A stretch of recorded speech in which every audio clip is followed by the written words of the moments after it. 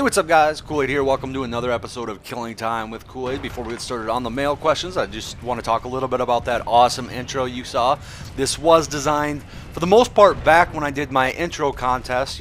If you remember, I actually had a few intros submitted that were really awesome. I couldn't choose a winner, so I just told all three guys that I would eventually use their intro and award them all with the Station Cash reward. And this is one of the intros from then. This is by Trey. His YouTube name, his in-game name is actually Lisharsky. He plays NC on Mattherson. So if you see him in-game, send him a tell and tell him how awesome his intro is. He was actually kind enough to alter the intro for me. His original concept was really awesome as well. For the most part, it's the same, but he did make some alterations because I was a little bit worried about some copyright issues. And this version is just a little more YouTube friendly, making sure I don't have any problems with that. So send them a tell in game if you see him, because this is a really cool intro. And like I said, I did award them with some Station Cash for submitting those intros, which is not nearly enough for the efforts that they put into this. Unfortunately, I just don't have the funds to give them what they're really worth. But he was happy enough to do it, and I can't thank him enough for doing it for me. It turned out amazing, and I'm glad to be using this now. It's just a really cool intro. So anyways, let's jump into the mail questions, and we'll start with Timothy Peterson, and he does have a few questions for me. First one here is, what would you think about making more cross-faction variation, in particular the auto scout rifles? What about reducing the rate of fire and increasing the damage on the Stalker, increasing mag size and rate of fire on the SOAS-20, and increasing the accuracy on the Artemis? First of all, it is kind of odd that Sony decided to make those weapons completely identical for the most part across all three factions, where all the other weapons, don't have mirror weapons of each other, or all the other classes don't have mirror weapons of each other. So it is a little bit odd that they went this route, and I don't know if I would necessarily change them now, but I would like to see in the future, and it would have been cool to get this in the Infiltrator update, but another variation or another auto scout rifle for each faction that would be varied from each other.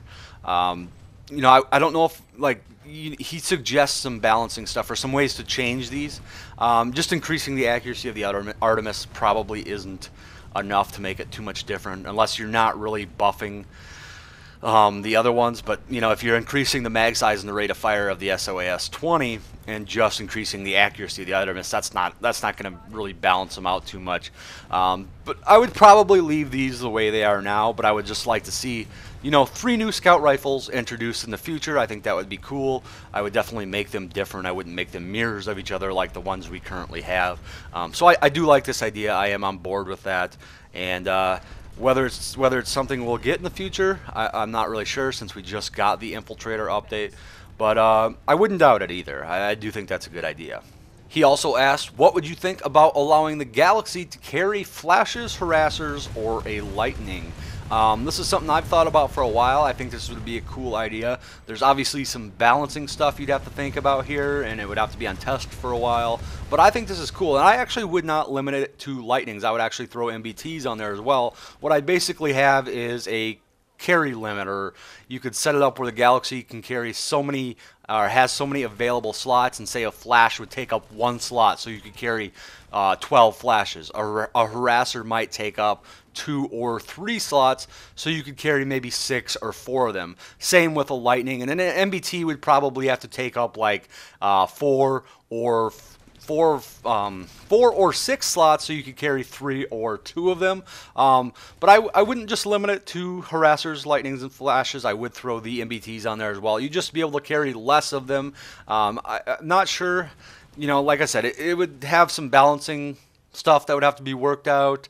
It would have to have a limit, but I think it would be cool. I think it would offer a lot more variance in gameplay. I think it would make armor a little more useful on continents like Amerish, where now you're doing a lot more stuff in galaxies, a lot more flying because of the terrain and stuff like that. So I do think this is a good idea. This is something I've been thinking about for a while, actually. I've heard a lot of other people talk about this as well.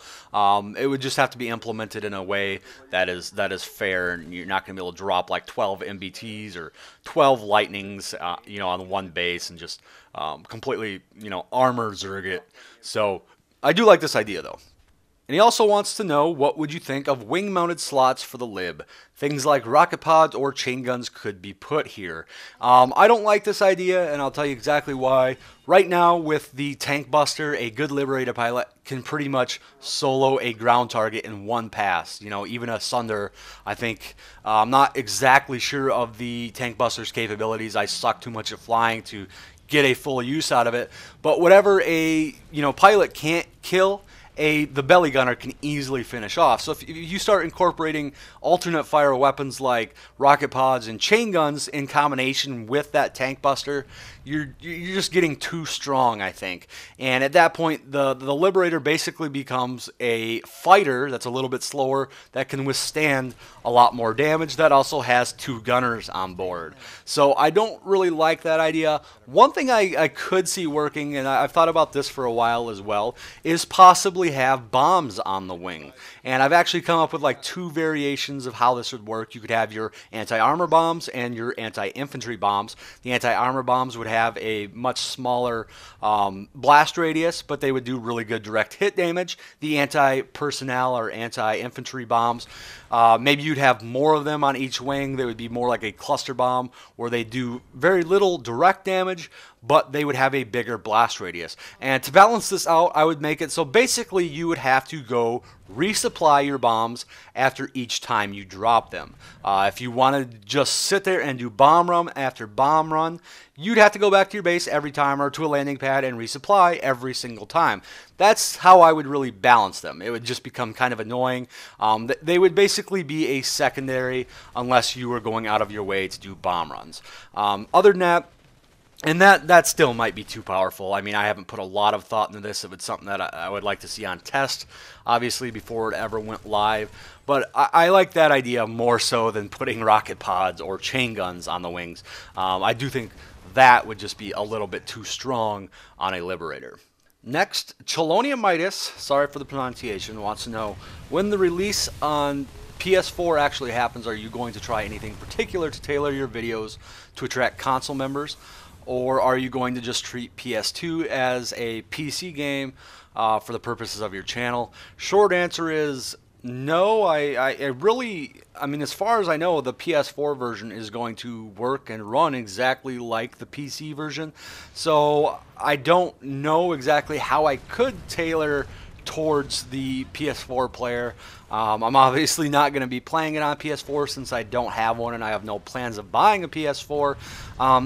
I don't really know what I could do to tailor towards console players. I'm not going to be playing with the control, and other than that, I think the game's going to run pretty much the exact same as far as I know. So unless you guys have some ideas of how I could, help out console players any more than I could help out, PC players, I'm all for hearing them, but short answer is no. I mean, I have no plans on changing my content or how I do videos. Next, 828 Morton, who, if there was an award for submitted questions, he would probably win, because I think every episode it seems like I do questions from 828 Morton, and he always has multiple questions, which is cool. I really appreciate it. So we'll start off with his first one.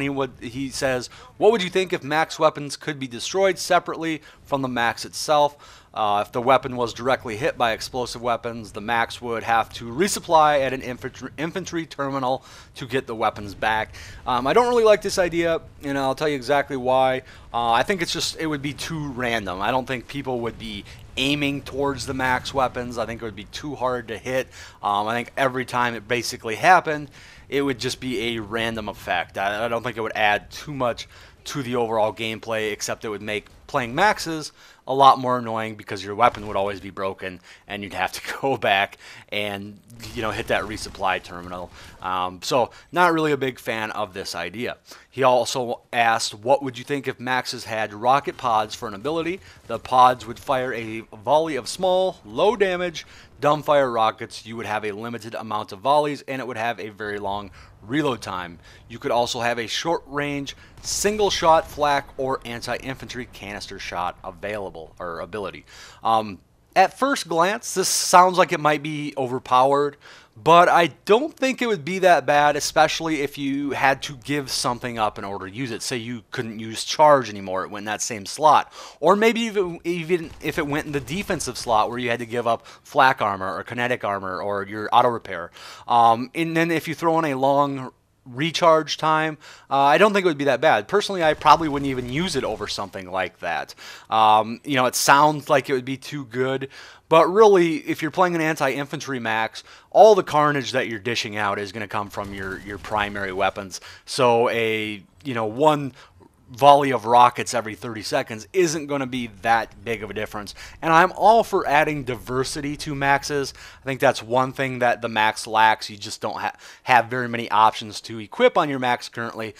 So I actually wouldn't mind seeing something like this. It would just all depend on how good that rocket volley or how good that canister shot actually is.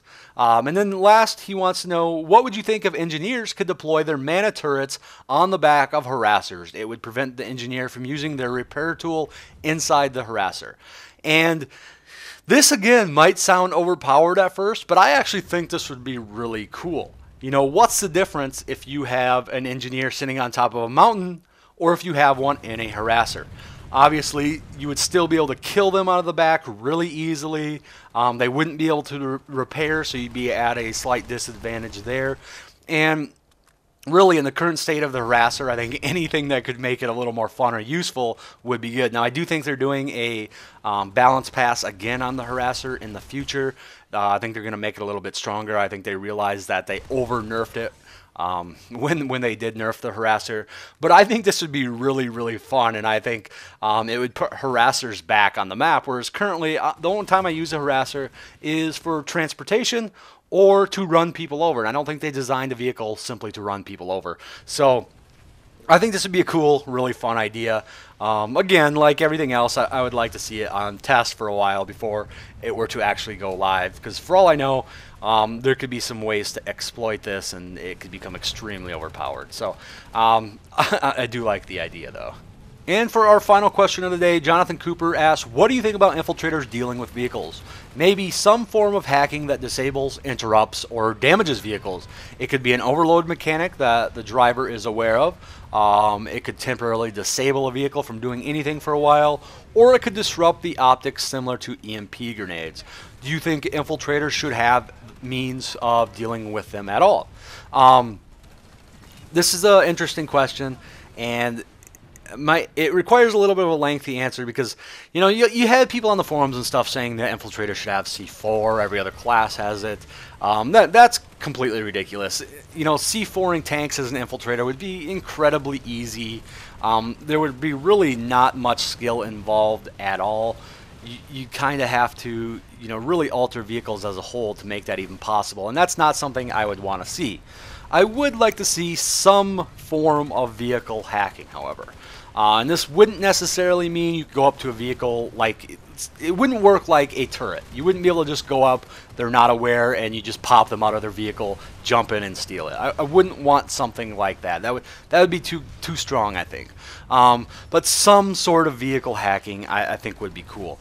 Maybe if you do go up to a tank and start to hack it, the driver and gunner, or maybe just one or the other, becomes aware that you are hacking their vehicle, and then they have a chance to jump out and do something about it. I would make the process a little bit more lengthy than hacking a turret. But again, maybe you could rotate around the tank while you're hacking it. Give yourself some chance to avoid, them jumping out and killing you. But I would like to see some sort of vehicle hacking, and I would really like to see or read whatever your guys' opinions on this. I think you guys can come up with some interesting ideas, as I actually have not sat down and thought about this too much. I know that I want something available in there. One thing that really bothers me that I would really like to see is, you say you're playing Infiltrator and you walk up to an enemy tank that has been abandoned and you can't do anything to it. Now, another class could at least kill it and get the points, but really that's not serving too much of a purpose either. I would like to be able to see hacking at least so you could take over abandoned tanks and be able to use them. I think it would be cool to use your, somebody else's loadout if you were to hack that vehicle. again, I would like to hear your guys' opinions on this. The possibilities are endless, but I do think it's something that could be implemented in the game without being too strong. So anyways, guys, that is all I have today. I want to thank you guys for sending in so many questions. I have a boatload saved up already. You know, you guys send in, some of you guys send in multiple questions. That's awesome as well. I try to make sure I answer every single question as long as they're still relevant. So anyways, guys, that is all I have. As always, thanks for watching, and I'll talk to you all later.